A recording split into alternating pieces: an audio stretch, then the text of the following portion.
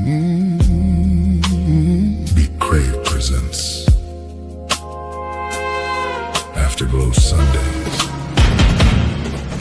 on the current from Crossfade Commons.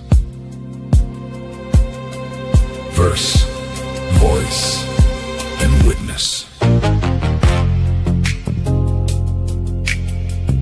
Another Stays In production.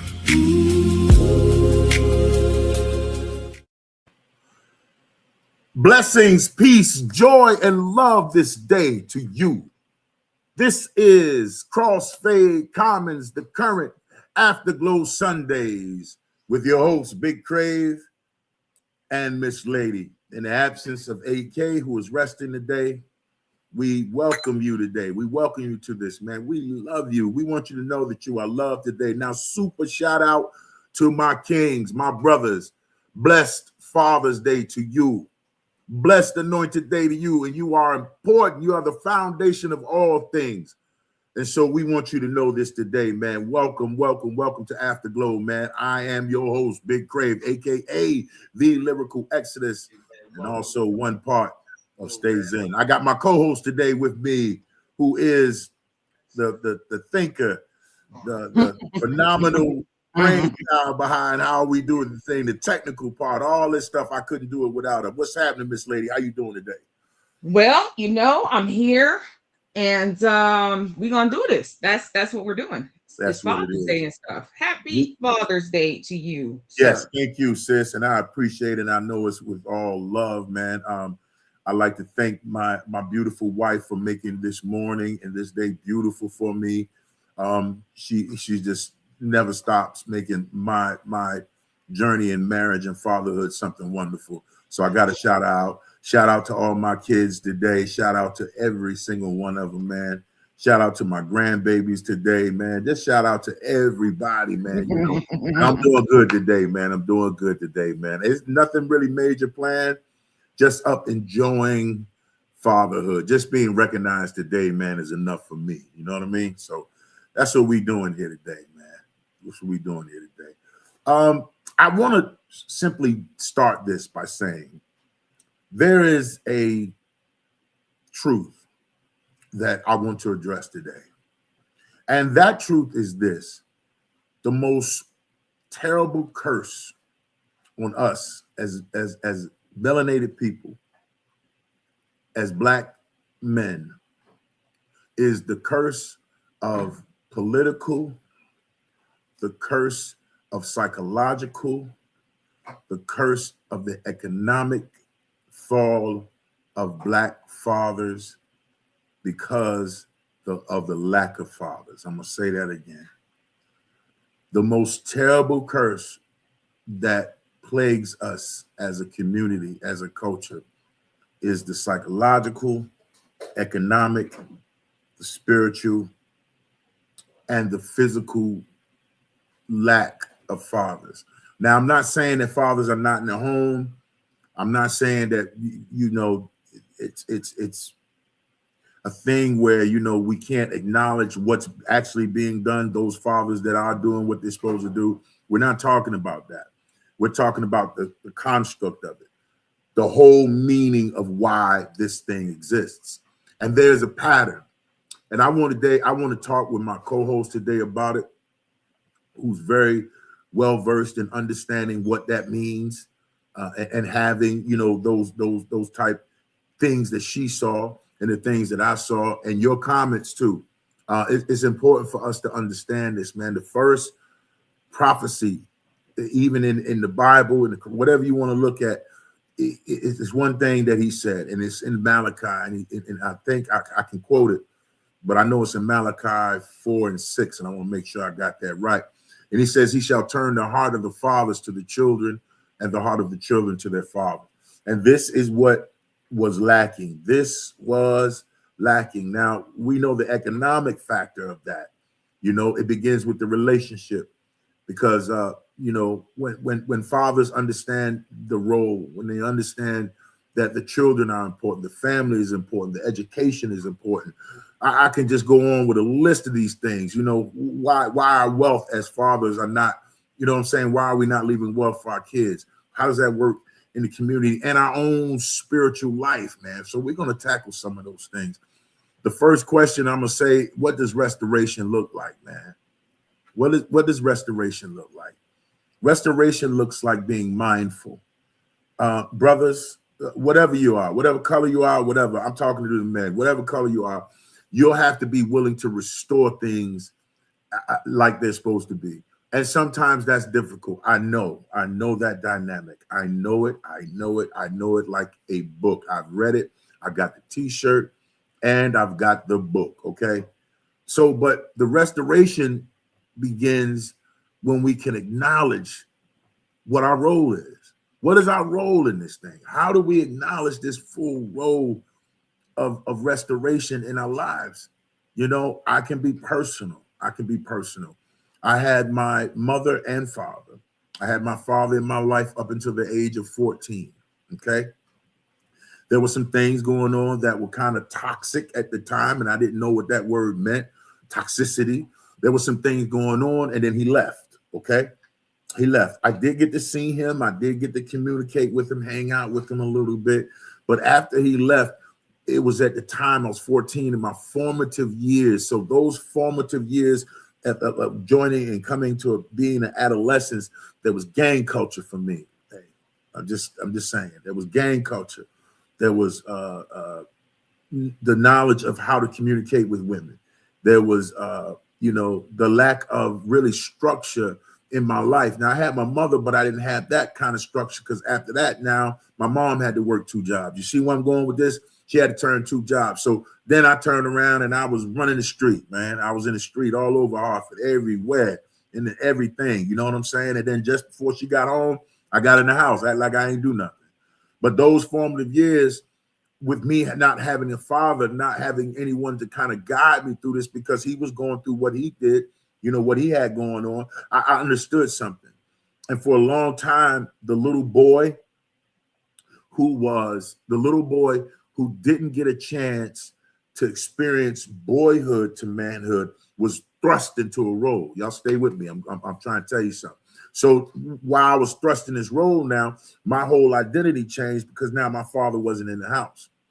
He wasn't in the house now. So now it's different for me. Now I got to learn to kind of like cook for myself because my mom can't really, you know, she's working 2 jobs. She leaves one, don't even come home, go straight to the other job. And this went on for years up until the point I was like 17.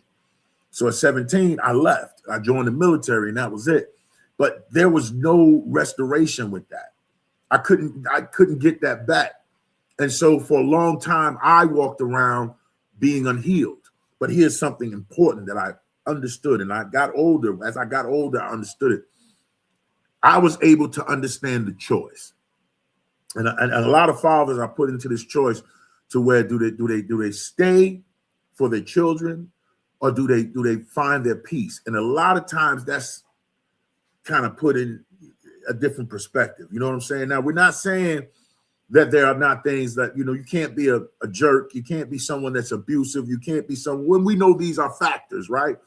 But the restoration of that is as a young man understanding, or a young guy, a young brother, understanding that it's 2 sides to this thing. And so you need to really, really, really understand what was going through this man's mind at the time of that. You know, Kevin Hart tells his story. You know, a lot of brothers tell his story. Mike Epps tells his story. I mean, I'm just thinking of people offhand who talk about when their fathers kind of left, you know, when their fathers kind of got where they're going, like Nas and his father, you know, that relationship was cool, but then he left. So Nas, you know, had to run the street and do, but then later on, they kind of came back together. So what I want to explore is this. I need to say two or three words. And it's really so many areas that we can really go into it. But I want to start. I want to start to say, who am I? This is what I want to ask. Or am I enough? If a father has an identity crisis about who he is, this lady, and he doesn't understand I think we were talking yesterday about affirmations. Am I enough? Do you think that part of him and that self-acknowledgement of that. And the reason why I'm asking you is because you're you're a therapist, you do a lot of things. Men weren't taught that. Do you think that was a contributing factor or one of the contributing factors, Miss Lady, in why that validation of self was so important? Well, I mean, there are a lot of issues. I mean, Yeah, I we know. do all day, but we don't I have was all trying that. to work it so Got an how hour, me and you do. but You know. I mean, so I mean, if you get back, so let's start off with the am I enough? We have, if you go back in history, I mean, we've got such a messed up history, right? So society has taught our men that they are not enough. Society has taught our men that our women do not think that they're enough. Society has taught our men that other men don't think that they're enough. And so the am I enough is problematic. And that's why, if you've noticed, I spend a lot of time. Angel Kim spends a lot of time. We've been, trying. We're going to do more of the rooms where we pour into our men. But I spend a lot of time saying, we need you. Yes. We need you, because society is saying a lot that we women are not saying. They put a lot of words in our mouths. Independent women don't need men. They don't need y'all. They got their jobs, they got their degrees, and it's I've had a lot of folks who have told me what I need. You think you are. I have a lot of pieces where it's like, you think you're, and I'm like, I didn't say any of that.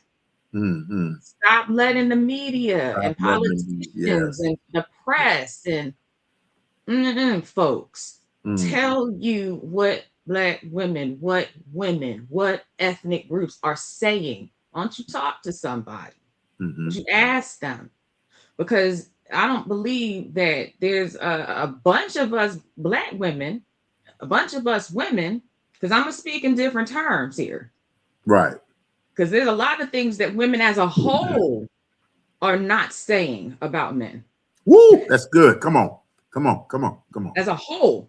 Yeah, that's good. As a whole, I haven't heard a single woman say, I don't need a man, without a caveat. See, that part. That part. Ooh, that's good. So when you hear a woman say, I don't need a man, it's usually with an attitude. It's usually because they were forced into a situation where they had to not need a man. Let me tell you real quick, for any of the fellas who might be watching this later on, because it's Father's Day, so we didn't really expect a whole bunch of folks. I'm surprised you hear Angel Kim say 5 to 10 times. You sure? Because I thought we said we was off today. And listen, I gotta do this, so I'm doing my duty. I gotta give you a shout out, because I was all for not doing this. I was like, you sure, man? You sure? But honestly, when we were sitting there having this conversation, and I got to say, the Spirit spoke to me and was like, no, honestly, we really do need to have this. Yes. We need to have this sitting there, because we have so much toxic stuff going back and forth between men and women.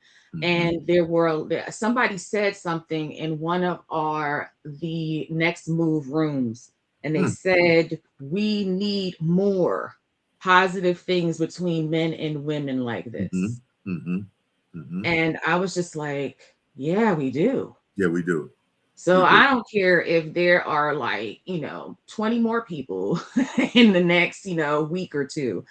It'll take time. The algorithm has time to catch up. It takes a minute. But if there are 5 men, 10 men, 20 men, have a man tell a man. We are so quick to get the snowball rolling down the hill on bad news. A woman says a bad thing about a man, about one man that she had a bad relationship with, and then 1,000 men hear that and they think it's directed towards them. But we will not spread the news about the one woman who said that she talked to 500 women. That's me right here. I can tell you, I have talked to at least 500 women. I've been in this field for over about 2 decades, yeah, a long time. Mm-hmm. And I can tell you right now that there are a lot of women who want a man who is loyal, dependable, responsible, committed, has integrity, okay, Mm-hmm. Mm-hmm. who is willing to take some of that off her shoulders. Shoulders. Yes, the survival mode. Come on, come on, come on, come We on. keep talking about this whole. I told my daughter this, and I'm gonna just go on ahead and take you go on ahead and sit back for a second. Come Enjoy on. the Father's Hey, Day look food. here. I'm enjoying it. Come on. Let Let's me talk preach. about it. Let me preach for Let's a talk second. about it, man, because we know what it is. Talk. Let me Man. talk to the men for a second. I think y'all need to hear this. Hear this You need to now. hear this. Listen. Yeah, I mean, I'm not on camera because I'm not feeling very well, but Mm. I felt like folks just needed to hear this. So if you know anything about me, Miss Lady, you know that I talk to men and women, anybody in between, around the area, or on or off the chart. It doesn't even make a difference because I feel like humans do the Mm. same damn things. Mm. We can be victims, we can be perpetrators. But I do want to say this. I talked to my daughter, EDJ. EDJ will be 16 in a few months. We were going to the Dojang. This was a couple of weeks ago. And it was so funny because there's so much information and misinformation that's being spread that not only do I talk to my daughter on a daily basis, all the time, sometimes it gets ad nauseum, so tiring. But I like to find out what's the word on the street, like what's going on, Yeah, and sometimes she tells me whether I want to know or not. yeah, what's And really good. Right, right, right. we were at a stoplight and I turned around and I said, did you know, little girl, that back in the 50s, because they were talking about, what a woman brings to the table and the traditional Mhm. wife thing. And, sometimes I like to get to her before the culture gets to her and I get some got hooks in her. you. I got And I said, so did you know that the man brought home the bacon and took care of the house and paid all the bills, and the wife took care of everything else, and cooked the bacon and all that other stuff? And she said, no. I said, okay, so when they're talking about the whole the traditional wife thing, this is what they mean. What they mean is, so if a man comes to you and says, what do you bring to the table? This is that whole conversation. you. And Mhm. so, what I want to say to you, my dear, is if they ask you, if it's 50-50, because that, I don't know who has seen that on Instagram, but I thought it was hilarious. It was the I Russian think woman I did again. see that. I did see that. But go ahead. Go ahead. And again, please hit me up and let me know what your names are so I can give you proper credit again. But Yes. I thought Yes. that it was amazing because these women are now coming back, and I think it's great because the younger generations do not know their history. And Mhm. the answer that my daughter gave me let me know that these younger generations don't understand. So when you say traditional, they don't understand what that meant Mm. because they have grown up seeing mommy and daddy working, or Mhm. they have grown up seeing daddy working, mommy not in the home. Because let's not pretend that doesn't happen. Yes, it does They happen. have grown up seeing mommy working, daddy not in the home. Mhm. Or however your household is, grandma, grandpa, grandma, no, Mhm. whatever it is, the Mhm. household is not the same. So you say traditional, and they don't know what that means. So let's Mhm. go ahead and start talking to our children or whomever we're ward over so that they understand what's happening, because we're letting social media raise our children. Mm. I'm gonna Woo! pause right there. Pause, man. We're Mm. letting social media raise our children. No identity. Come on. Go ahead. Go ahead. And so when you do that, you're letting the algorithm Mm-hmm. choose for you. Mm-hmm. And the problem is that if you pick up, I've been on, that's probably why I'm really tired and stuff, because I have been doing nothing but seeing what you're seeing. And it is overwhelming. If it's overwhelming for me, and my brain can take a lot, Mm. ask my Mm. team. Mm. Mm. If it's overwhelming for me, I can't tell Mm. you what it does to the children. Yes. I'm gonna stop right here. I'm gonna put a pin in it. Hang Yeah. out with me for a second. Like the preacher says, I'm gonna come get you in a minute. I'm gonna come get you in a minute. Come on. If it's overwhelming for me, what does it do to the children? The children. Every single child needs their father. Every child. Every So child. why did I put a pin in it? Because I'm gonna come back to a couple of things in a minute. We're squirrels, but we'll come back. We're gonna find that nut that we left. Let's get it. Let's get it. Come on. Speaking of nuts, Edie J found a walnut. Oh, it all comes together. Found a walnut, was so daggone happy. That little girl brought that walnut in the house, was like, Mommy, look what I found. Look what I found. I said, okay. She put it on the side. A couple of days later, she opens it, comes to me disappointed, said, Mommy. I said, what? She shows it to me. There's no seed in the walnut. Come on. Oh, I know where you're going. Come on. I said, well, dear, it happens. Now, because my child has grown up for her whole entire life has been surrounded by nature, I did not have to explain to her, how is it possible for a walnut to not have a seed inside? Woo! Wow. Wow. There's something in that silence. Okay. Yeah, it's something in that. Come on, man. Put a pin in that. It's beautiful. Let's go back to the every child thing. When my daughter was younger, because her it's complicated, like Facebook. Father's not involved. She would come home from first grade crying. Why are you crying? What's going on? They say, I don't have a father. You have a father. I know your father is. He got his last name and everything. And I told her something that stuck with her, and I started to tell other children that. I started to use it in my practice. It started to catch on because it's scientific. And if you know of any children in this situation, I encourage you to do the same. And I said, it is impossible for a child not to have a father. It's impossible. It's impossible. Scientifically speaking, it's impossible. She just That's right. What I'm talking about. That's right. I said, all right, you go back to school. Next one that picks on you and says, you don't have a father. Then you look at them and say, have you been to science class lately? They're going to look at you and they're going to be very frustrated and they're not going to know what you're talking about. And I'm going to say to you, say to them, how are babies made? Made. Come on. Woo! Way, my darling. And I don't know how long it was, but the next time, one day she came home and she was smiling. And what's going on? How was school? Because I asked her how school was every day. Make sure you do that with your children, grandchildren, nieces, nephews, whomever you have. And she said, I had a good day. What happened? Oh, that there was a kid and they said I didn't have a father. Wow. So, what did you say? What they say? Nothing. Exactly. No. Wonderful. And so I say this to say, I've been making a case because I'm noticing something. I'm noticing that there's this vitriol between men and women. And I want everybody to ask themselves, why? Who started that? Oh, wow. Division has been a thing for a really long time. There's a woman on Instagram, again, is an Asian woman. I don't remember her name, but I remember her face.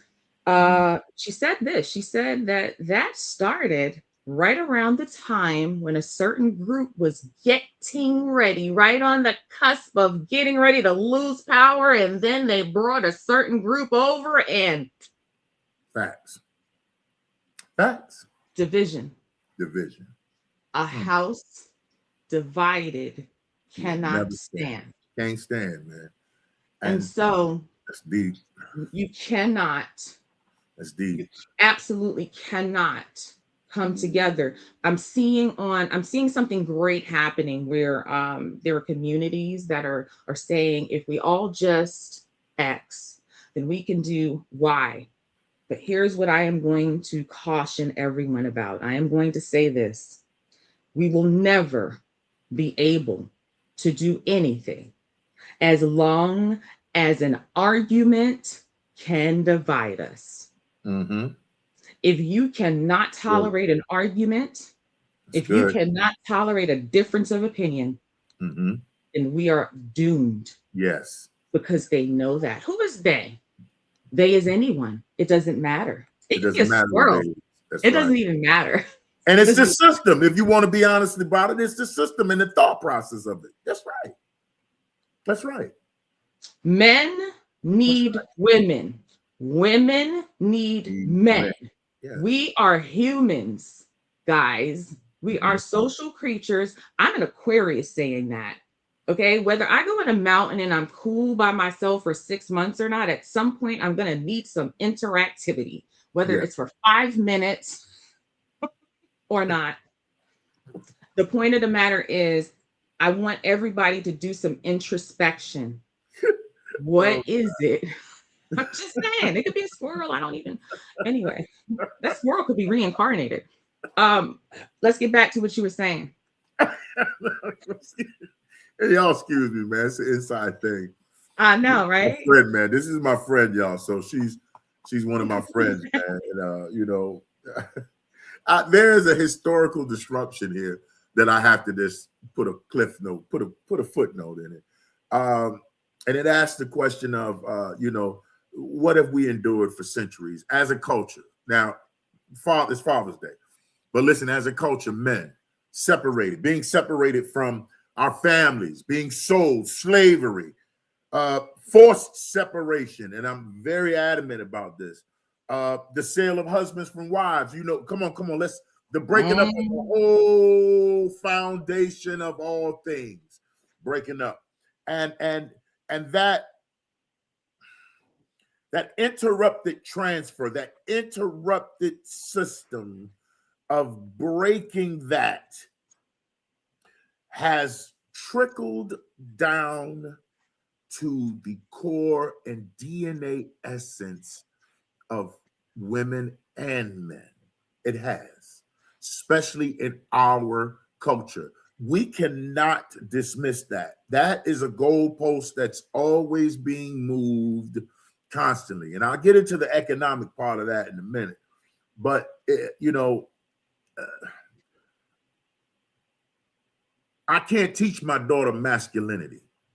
I you get what I'm saying, where I'm going? I can't teach her that. I can teach my son's masculinity. I can teach that to him.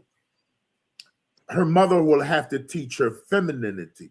But what I can do is show her how to guard her femininity from misogyny or from those things that come from sometimes men who don't have an identity about who they are, and then they placate this idea that it's all about a totalitarian issue with them. And there are men like that. You know, there are men. I'm not saying you're wrong. Don't get me wrong, but it's got to be some kind of. If we need each other, you know, my wife's not below me. She will never ever be below me. Miss Lady will never ever be below me. They're equal. Now, whether or not you want to see that, brothers, and I'm saying this for a reason, because of that construct. That construct has divided us. And the conversation should be, why can't we defeat the, I'm coming to the song now. You know my favorite song. Why can't we fight the system together? It's Father's Day, but why can't we fight this system together? And you know, it goes with ego, it goes with pride, a lot of things. But I think it was one brother, and I don't know what it was on Instagram, and his sister was saying, I'm a strong black woman. I don't need no blah, blah, blah. He says, well, listen, he says, number one, and I love the way he broke it down. He wasn't disrespectful. He wasn't anything. He says, yes, you were forced into that role. He says, yes, you were forced into that role, but it's very unlikely that I would date you. And she's like, wow, I'm the prize. And I'm the, he said, listen, he said, that's the issue. He says, I'm not coming to you trying to take nothing away from you. I come to make sure that you can do exactly what you need to do, sis, and do it together. And she shut right up. Because she didn't want to hear that. You know, she didn't want to hear that type of thinking, like somebody's going to subtract. And this is the construct, that this is the algorithm. if my son or my sons, you know, back then, you know, they had little social media thing, but it wasn't as prevalent as it was now. If I allowed that to say shape and form you, right? If I allowed that to shape and form my sons, then they wouldn't be the productive citizens that they are now. I'm keeping it funky. Yeah. Now, here's the difference. I didn't. As a youth, my daughter was really young in the infant stage, she was with me, and then her mother just jumped up and moved and just boom, took away. I had very little contact. There was some things that, you know, didn't quite go together, but now my daughter realizes what it actually is. And she's grown. She realizes now, like, yeah, my dad loved me. My dad knew, you know what I'm saying? My dad, yes, baby, I did. Not to say anything about that or any blame, but I cannot allow that system to infiltrate something else. And you know what? Here's another thing too, fathers. I'm going to use a story real quick. We all know about the prodigal son, right? We know that story.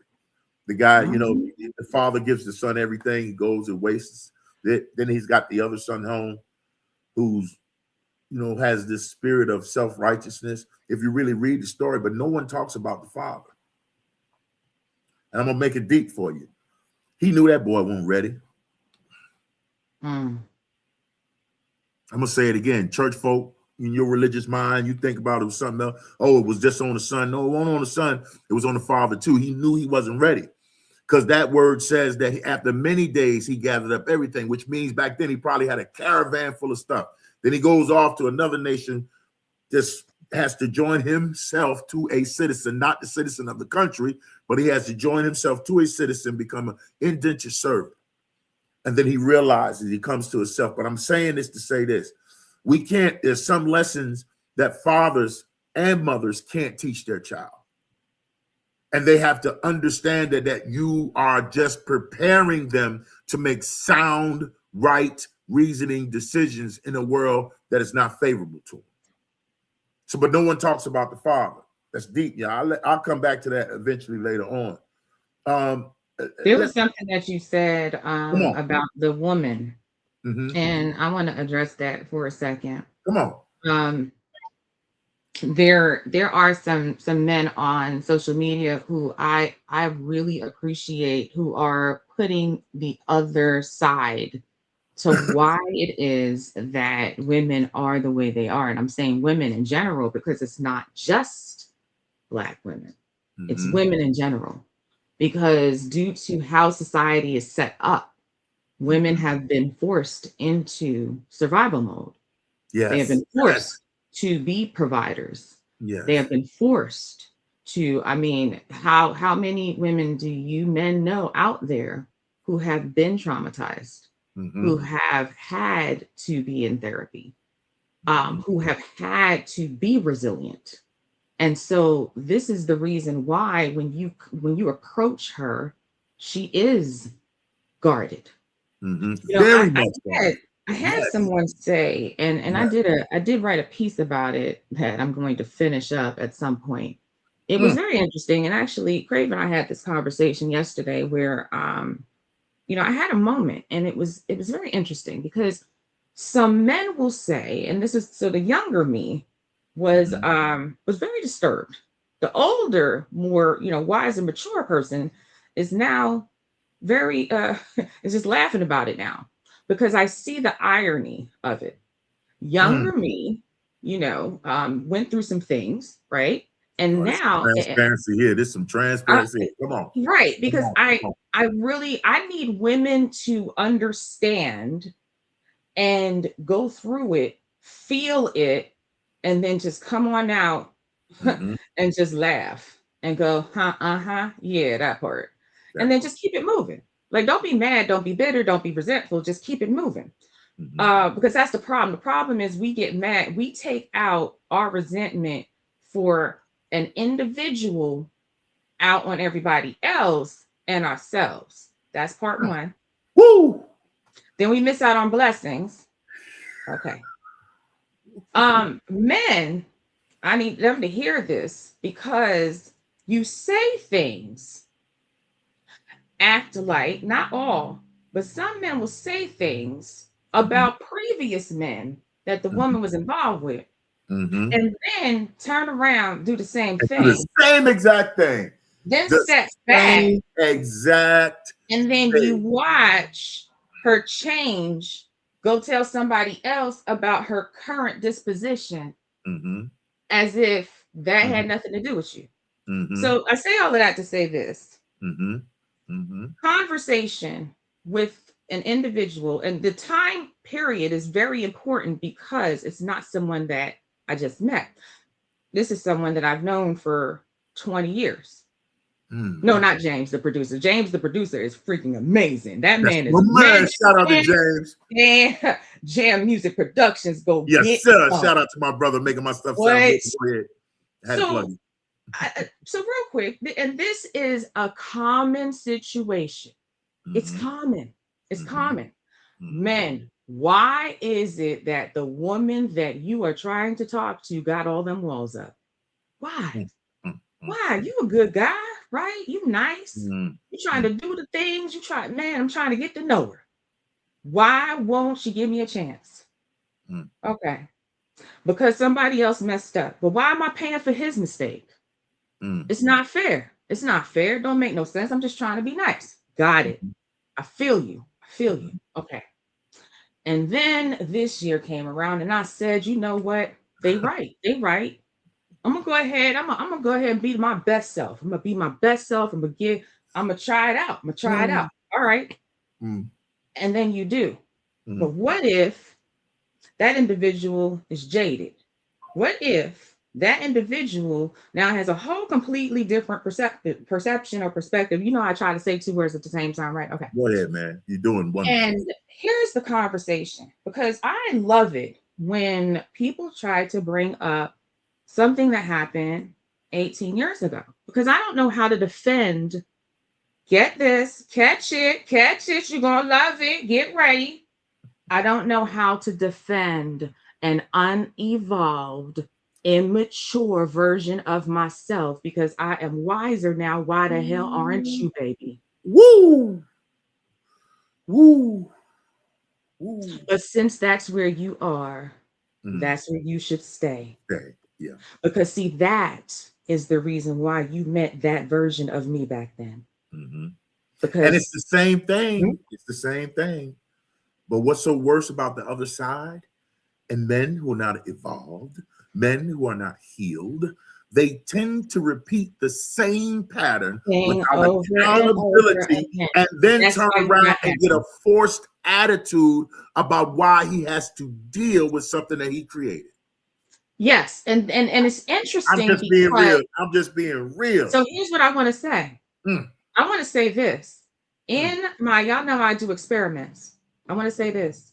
It doesn't matter whether they're older or younger, because they can be unhealed, unhealthy, and unevolved and immature, whether they are 50, 40, or 20. It doesn't matter.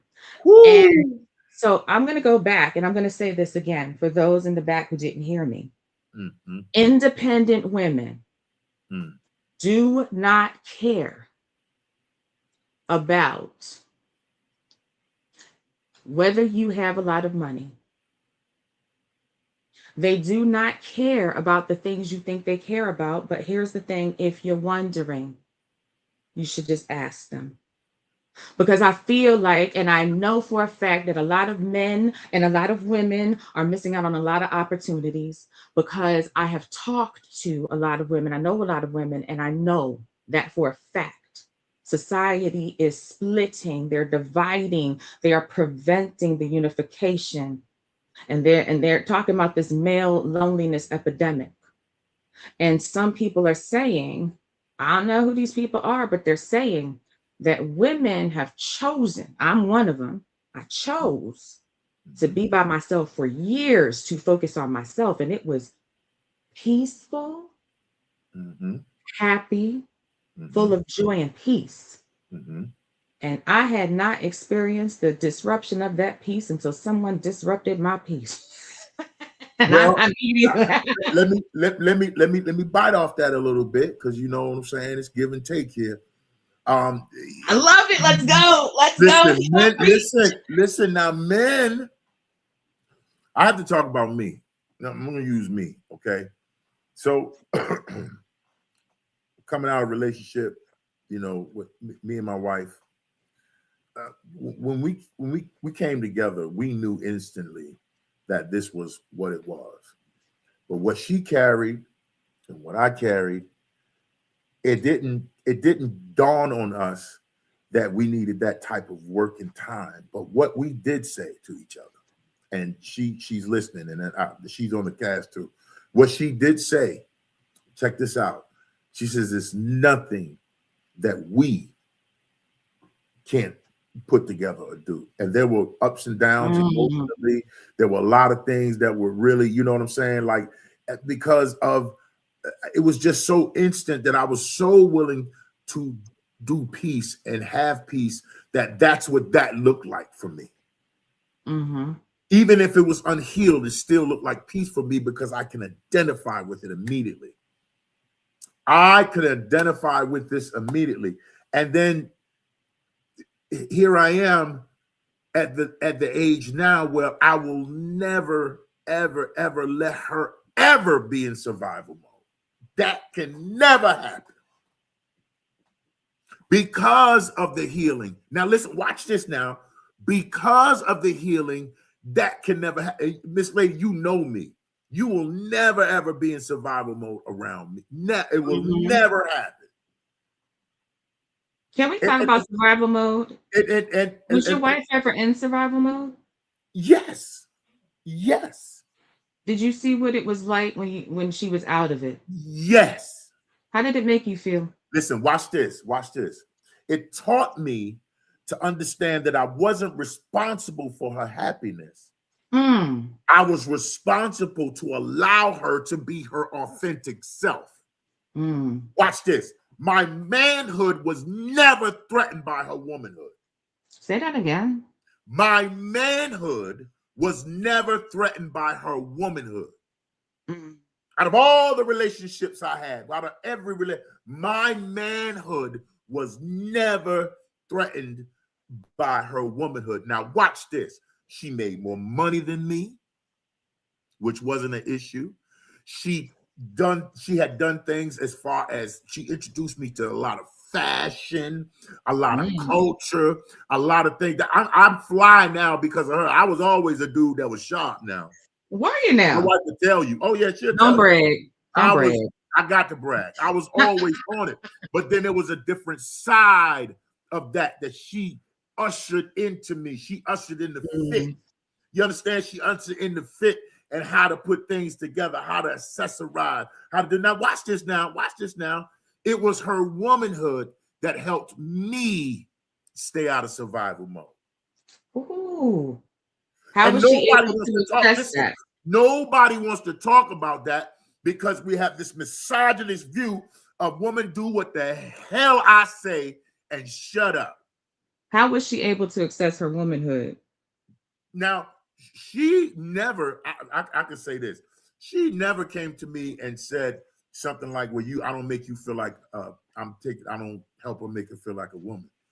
No, what I'm saying is, what I'm hearing is that there's a symbiotic relationship here. Yes, very much so. So a woman can't be, now understand that I know the answer to this question, but somebody got to hear it out loud.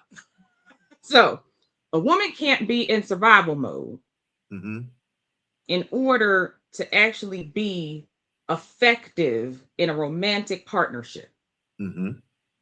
So what we're asking is kind of impossible if a woman is in survival mode. If a man is in survival mode, we're asking the impossible of a man as well. So we can't be in survival mode. But he's not stupid enough, and I'm going to say this, he's not stupid enough to realize that. Because then manipulation, is what I'm saying, then manipulation, their lack of accountability, their lack of not exploring what he really actually wants. And then you turn around and you mashing potatoes. I'm just going for the, because we got kids that watch this. Mashing Mhm. potatoes, going in, grinding lemons and all of that. And then you wonder why she crazy, because she ain't never experienced nothing like that, and you don't give a damn. Well, just what you just created. You created a monster. Yeah, absolutely. You created a monster because you're not taking accountability of taking your time to choose. You chose her for whatever purpose you chose her for. You cannot leave her in that state. And Right. it took me years to figure that out. I'm just saying it took me years, because I was the type of dude, I was moving, doing my thing. But at the same time, I was always one that I never wanted to be by myself. I never wanted to be just by myself because of the character and the nature of who I was. I wanted to love. I'm an Aries man. So we got to talk about that real quick. Let's talk about that. He loves hard. I love hard. My wife would tell you, I love with all that I have. That's a hard thing for a lot of people, and that's not. I don't think that that's something to be ashamed about, because there's a lot of people have talked to me about that, and if we're honest, we've all been there. Yeah. And so the issue comes in when we are settling, and we know we're settling. So what is your advice? So let's put a pin in that real quick. Go back to what you asked at the beginning. Go ahead. So we're talking about fathers. We're talking about children, because what is the main reason that we have the issue with the men that we're, some of the men that are doing this to the, what's going on today. So we gotta go by patterns, right? Go ahead. I'm following. So one of the things that I've said in general, I'm going to say in general, is if you're looking at one of the things I liked about I think it's K Michelle, the song that she had was Can't Raise a Man. And when you think about patterns, when you look at the males and the females that are out today, something went wrong. Oh, I got something for that. Hold on. So I got something for that. Now, okay, look, let me say this. Now, I've seen situations where women turn around and take their sons and they become their man. And then they turn around and spoil this big grown rusty man living at home with his mother, but yet she can't move forward. She can't do anything because he putting his name on the orange juice. He not working. He's scratching his feet. You aren't gonna do Kool-Aid jammers, huh? Okay. Listen. He's stroking his, eating cereal on the couch, and not doing nothing. And then he all of a sudden he's the man. But yet you didn't raise him to be independent because you want him there. You want him there, but now you're doing him a disservice. You're doing this young man, woman, you're doing this young man disservice because he needs to be out. And yeah, he goes through things. Yeah, I understand that. Yeah, he can come back home or whatever, but your job is to make sure that he gets on his feet and gets the hell out of there. And see, that's a toxic relationship there. I've seen it. Yana Van Zant had an issue, and this woman was so bitter at the man's father that she projected everything on his son. And she asked him, you check that episode out. She asked him, she says, do you hear the way you're talking to your son? Do you hear the way you're now? So he will never develop, and he never wants a woman like you, even though you are his mother. So to go to the question, back to the question, a father is one who protects, supports, understands the power of them coming together in the relationship, because the child is the product of the relationship. And that starts the healing right there, in my opinion. So that was healing. So her survival mode, his job, in my opinion, survival mode is not let her worry about how that kid's going to be taken care of, because that man is going to take care of that child. Now, there are things in life where, I don't want you to have nothing to do with him. You better do this. You better send me. No, don't bring. I remember, bro, I seen something. This is so crazy. The brother, she said she needed something. This brother goes get groceries, everything they could eat, and he drops it off. This woman turns around and says, I told you to give me the money. He said, well, wait a minute. Oh, I saw that. I was like, give me groceries. That you ain't got nothing. I'm providing for you. I'm providing you. Right. She gets mad, calls the cops on him. He threatened him. See what I'm saying? That type of stuff. Exactly. So Yes. so when the man, listen, when the man is in a position, like I say, my wife has been there for me when I've been down to nothing, when I didn't have anything, and it was just a thing. It was just, that's what it was. There were frustrating times, yes. And she actually is one of the ones that, she's from the old school, but she understands a man. She understands who I am. She knows me. So if there's a period of time that what I just can't do because I went through some health issues, my wife knows she's been through some health issues where we just had to buckle down and do some things. But here's the thing, and I think I was talking to you yesterday about this. The recognition, the recognition that a man gets is sometimes not necessarily needed. It just has to be understood. And if that's understood, then I can answer your question, Miss Lady, about saying, so why are you asking this question? You get where I'm going? Why are you asking this question about what men? No, a real man, and if I got a child by you, Miss Lady, and I got a child by this one, whatever, I got to do what I got to do. The relationship is what it is, but I at least have to co-parent with you enough so you understand my function and respect that. And a lot of times that's not respected because you don't have control over the man. Right. Period. So here we are. Here we are. Now I could go back to something I said earlier. Oh no, I was going to answer your question from earlier. That's why I was going. Go ahead. I can say, am I enough? Yes, I'm enough. Right. I know I'm enough. Yes. I tell my son that all the time. He's enough. Right, you know? Exactly. If you are, so this is my thing, is my answer to EDJ for everything. If you are giving, so this is the thing I've been telling people lately. So she went for her, she's in Sung Sudo, which is a martial art. And about a month ago, she went for her 2nd degree black belt exam. Congratulations, too.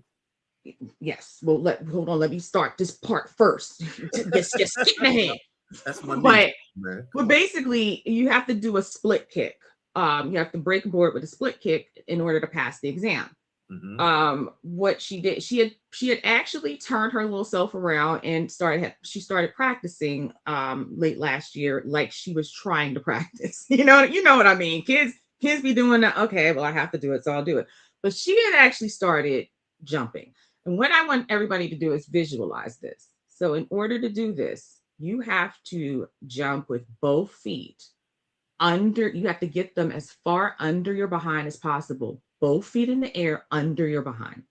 Then with them under there, with you up in the air, you have to kick them out and break the board. Yes. Okay.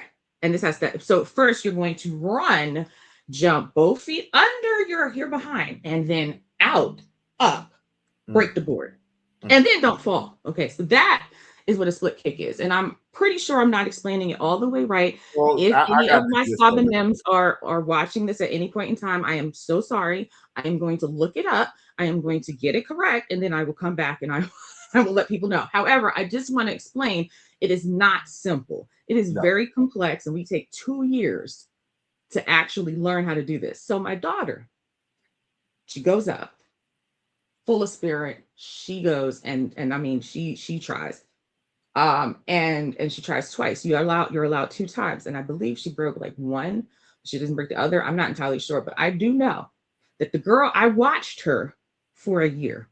I watched her try extremely hard over the last 6 months. Okay. I'm using hand signals in case you didn't know. I know you can't see me, but that's what I'm doing because I'm from Brooklyn. Anyway, so I watched her the last 6 months. I watched her slowly increase her height in jumping. I don't know if she noticed it. Well, she turned around and she comes back, and I know she probably will kill me for sharing part of it, but I think it's so important for people to understand how much this meant to her, and to understand coming from a place of starting off with, you know what I mean? Right. She turned around and came back and started walking towards, she could tell like people were a little bit more crowded, and I could see her eyes were welling up because it meant so much to her. It meant everything. It was so important. And I saw her and I kind of stepped over a little bit, and And this is why I told folks, I said, even though it meant a lot to me, like it was hard. My team knows I went through it, that I could not take my exam. I'm still, oh man, I yeah, know. but We know. here's what made it okay though. This moment was what brought me back from the brink. This is what made it okay. Because I saw my daughter like crushed for a second. Let me say, she crushed the whole exam. But because she couldn't do that one thing, right, she almost cried. And so I walked over and just so I wasn't, that mom, right? I'm standing like a couple of feet away from her and I'm doing the, kind of mumbling thing. And I said, don't cry here. Right. But I also said, you okay? And she mumbled back, because this is what we do. This is what we do. We strong Black women, right? She said, no. And I was so proud of her for admitting that. Yes. Yes. I said, I understand. And I said, but listen. And at that point, because of how I talked to her, she understood that I understood. And this was not a regular, oh, well, wipe your tears. You know what I mean? It wasn't one of those. Right. It wasn't one of those. No. And I said to her this is what I said. I said, did you try your hardest? And it was almost like she felt like she had to convince me. And she said, I did. I really tried. And I said, okay. I said, did you practice your hardest? She said, I did. I said, okay. I believe you. I watched you. I brought you here. I said, I was in class with you. I said, well, what do I always say? I always say that your only job is to be the best version of you that you can be, to be better than you were yesterday. Right? She thought about it. And that's when she got it. And that's what I think my answer is to all the fathers. My dad. That's good. And I told him this. I texted this to him this morning, and I have kept my message consistent over the years. He keeps thinking that, like, because we all had more degrees than him, that somehow or another we're smarter than him. I told you this yesterday, right, Crave? Yeah, and you did. I am so consistent with this. That man deserves royalties from so many authors, because I swear to goodness, everything, and people know I'm not lying, because over all these years on the app, the kids who were in the RTFs, oh yeah, they ready to find my dad right now. I'm gonna have to go get him security in a bit, because I think they old enough. But all of the materials from the first job in the RTF that I ever got to every other job, everything I ever implemented came from the teacher, from that man. Yes. That man. And so he did the best with what he had. And that was street smarts. That was common sense. That was logic. That's what he taught me. My mother taught me how to be a lady and how to work in law firms. She taught me all the other stuff. She was the academic cerebral type. And so that's my point, is that if you are the best version of you that you can be, if you are not cutting corners, then you are the best for your child. And that's all that matters. And that's all I had to say on that. And I'm gonna say this, and this was, we got to go back to this. This is part 2 of this. We got to definitely deal with. Oh, we're gonna go a few minutes over. There's one last thing that I got to do. But you go ahead. It's cool. It's cool. I want to say this to fathers, and this is what I want to say. I see you, okay? The fathers that I know, all the fathers that I know, I see you. I know you. You belong, and you have value. And whether or not, things are not quite right, if you trust in the fact that you have what you have in front of you now, your child, that is the focus of why you are considered a father. That child is focused. Now, all the other surrounding elements of the factors in it, you can kind of categorize them and put them somewhere, but your sole duty is to nurture that child.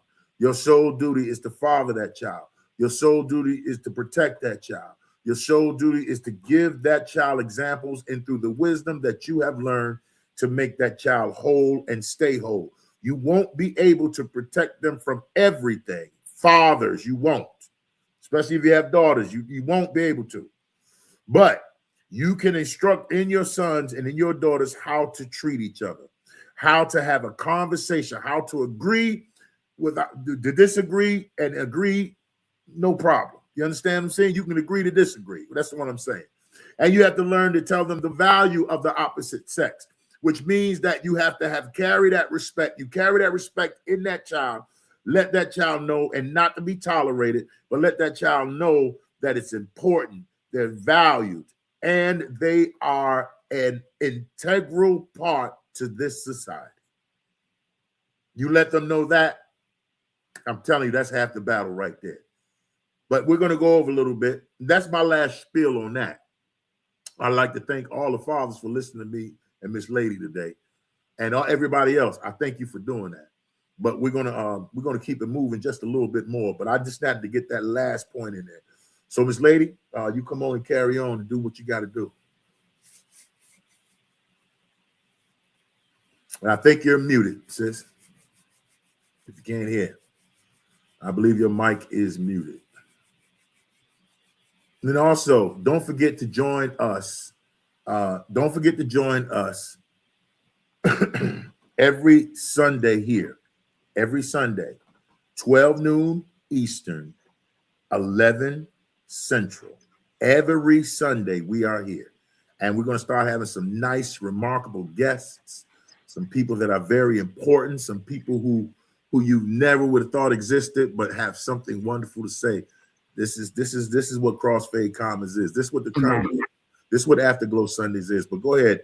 Your mic muted before, but go ahead. Yeah, well, it was because I was in another tab. All right. I just wanted to say thank you all for coming. We are grateful that you were here with us. If you are not on the school app, you want to go ahead and get on there. We are taking people on our waiting list at the moment. The information for the pre-orders for the anthology will be out. However, if you have not already gotten the information that our radio station has launched, well, now's the time that you have gotten the information that our radio station has launched. I will be adding the link to our YouTube channel. It is on our Instagram, which is Stay Zen Verse. And if you're following us, I don't know if Crave has it on his profile yet, but if he doesn't, he will. But yes, on Stay Zen Verse, if you're following my Miss Lady account, it's on there as well. And I will be sticking it on Clubhouse. But at this moment, what we did was we decided we're just going to go ahead and let some of our tracks play for the moment. We will be having blocks of time if you're on the, how many times we have to say if you're on the school app? Anyway, if you're on the school app, then you'll have the schedule and our site will be coming out this week. What else do we have going on? The next move will be coming up in a few weeks. You'll get more information about the workshop that will be launching in a few weeks. I think we're probably about a week behind on that. But because of all the stuff that we have going on, could you blame us? I mean, could you really blame us? We're working over here. We're working over here. We're working. All right. Well, we will hope you take care. We'll take care. I don't know what's happening over here, but that's not my house.